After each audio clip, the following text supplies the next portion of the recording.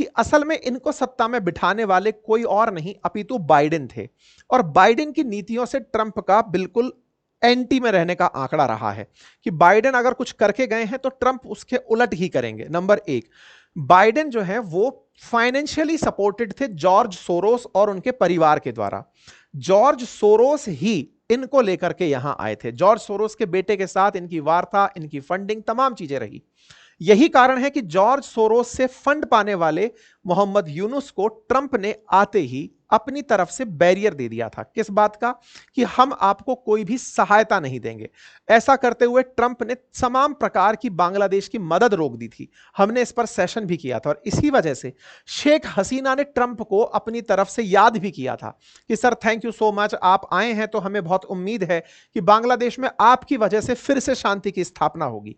माना जाता है कि मोहम्मद यूनुस और शेख हसीना में शेख हसीना को ट्रंप ज्यादा फेवर करेंगे, यह मानना है। हालांकि ट्रंप के रूप को शायद ही कोई पहचान पाए, लेकिन फिर भी दिमाग में यह थॉट है कि शेख हसीना को फेवर किया जा सकता है। ऐसे में बांग्लादेश जिस तरह से अपने पास सहायता को आता हुआ रुका हुआ देखा, ये तत्काल प्रभाव से दौड़े थे चीन के पास, और चीन से जाकर के ये सहायता मांग कर ले आए थे।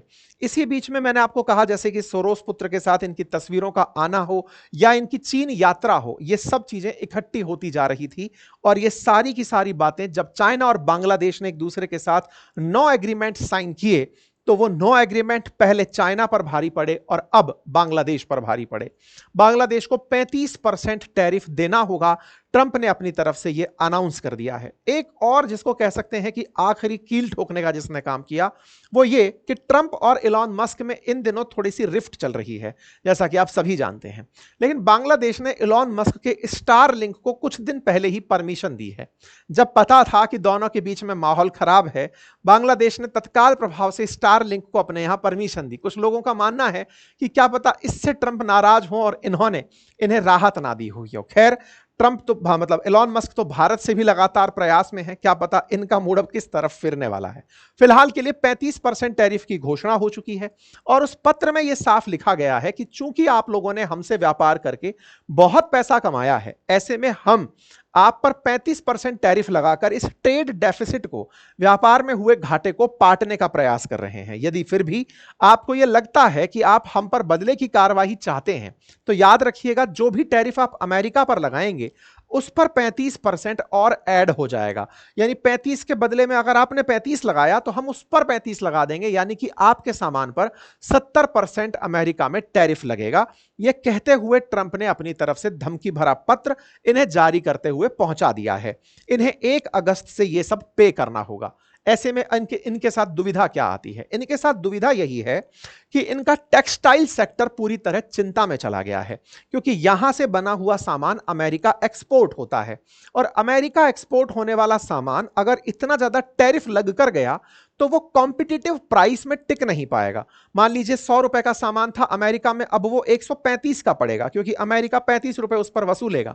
और अगर भारत अमेरिका से ये ट्रेड डील करने में कामयाब हो जाता है कि टेक्सटाइल पर हमें 10% ही टैरिफ देना पड़े, तो हो सकता है हम 25% के टैरिफ गेन पर आ जाएं, और उनका जो माल 135 में पड़ रहा है, इंडिया का बना माल 110 में अमेरिका में लैंड हो सकता है।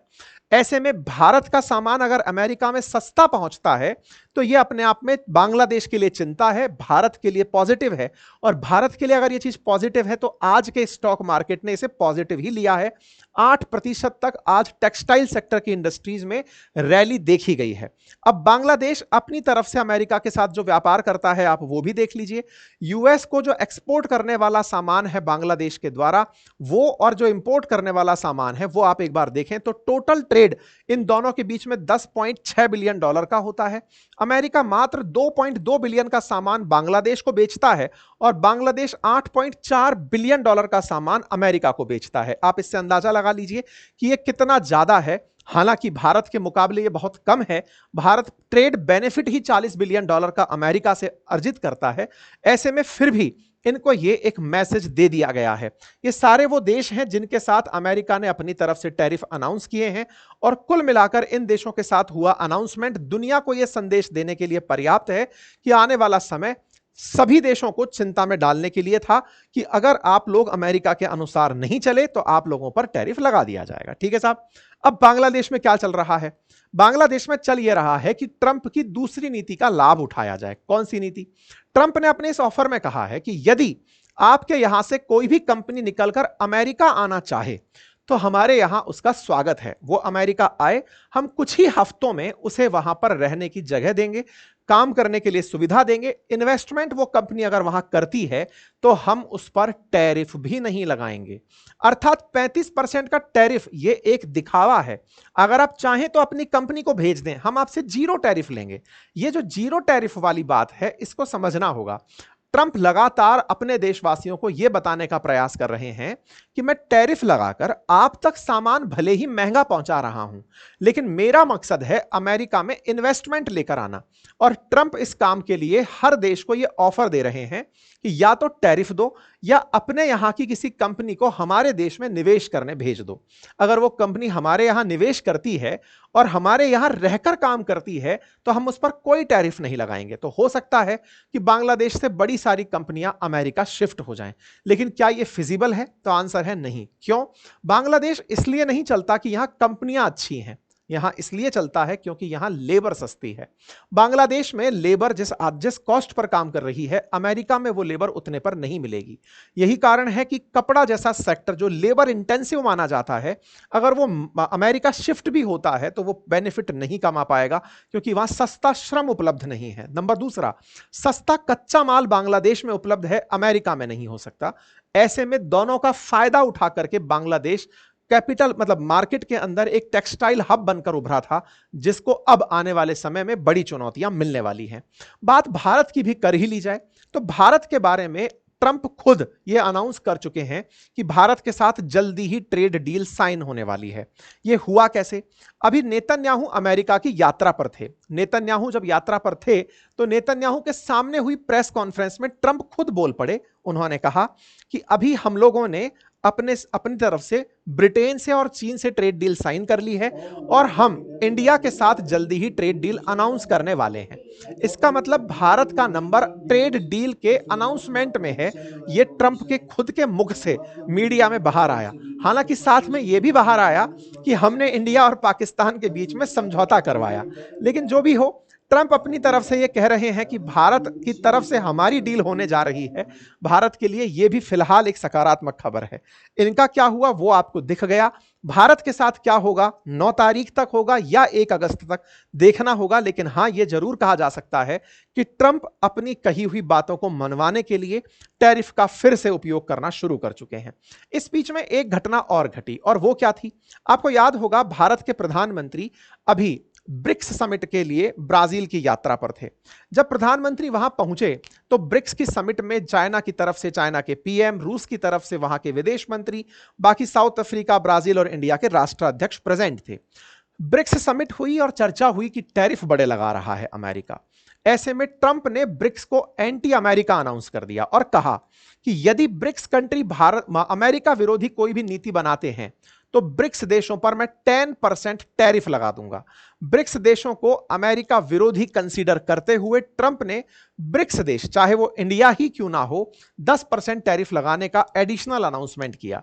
जब यह बात चाइना से पूछी गई तो चाइना ने कहा यह तरीका गलत है कि आप हमें यह समझें कि हम अमेरिका विरोधी हैं और अमेरिका विरोध में आप टैरिफ का उपयोग करें हमें धमकाने के लिए। यह बात जब रूस से पूछी गई तो रूस ने भी यही कहा कि ट्रंप केवल अपने बारे में ही सोचते हैं, उनका उद्देश्य बिल्कुल साफ है कि वो अमेरिका के हितों पर ध्यान देना चाहते हैं। अमेरिका के खिलाफ हालांकि रूस ने कोई बड़ा बयान नहीं दिया, लेकिन हां, इनके इस बयान का विरोध जरूर किया। ऐसे ही जहां ब्राजील की बात की जाए तो ब्राजील के राष्ट्रपति से जब यह बात पूछी गई कि ट्रंप ने ऐसे धमकाया है तो इन्होंने कहा कि अगर वो हम पर टैरिफ लगाएंगे तो हम उन पर भी टैरिफ लगा देंगे। आप पूछेंगे भारत ने क्या कहा? भारत ने अभी तक ब्रिक्स वाले स्टेटमेंट पर कोई बयान नहीं दिया है। क्यों नहीं दिया है? तो आंसर साफ है, क्योंकि हम ऑलरेडी अमेरिका के साथ ट्रेड नेगोशिएशंस में गए हुए हैं। देखना होगा, 48 घंटे की मियाद तो निकल चुकी है। 9 तारीख तक अनाउंसमेंट होना था। चूंकि 9 तारीख के अनाउंसमेंट को अब 1 अगस्त तक पोस्टपोन किया गया है तो हो सकता है कि इन 2-3 हफ्तों में अब अमेरिका के साथ भारत की ट्रेड डील हो जाए। भारत के साथ ट्रेड डील होना अगर सही रहता है, क्योंकि मैंने पहले भी अपने कई सेशंस में बताया है कि एग्रीकल्चर हो, जीएम क्रॉप्स हो और डेयरी हो, इन सेक्टर्स में भारत अमेरिका के साथ डील नहीं करना चाहता। देखते हैं अमेरिका हमें किन क्षेत्रों में दबाने का प्रयास करता है और किन क्षेत्रों में हमें आगे ले जाने का। जैसा भी होगा अपडेट आप सभी को बताया जाएगा। फिलहाल के लिए इतना ही। जानकारी पसंद आई हो तो साथियों से साझा करें, चैनल पर नए हैं तो सब्सक्राइब कर लें। बाकी हमारे एप्लीकेशन, अपनी पाठशाला पर और बातें बाजार की पर आप अपने लायक कोई कोर्स अगर पाते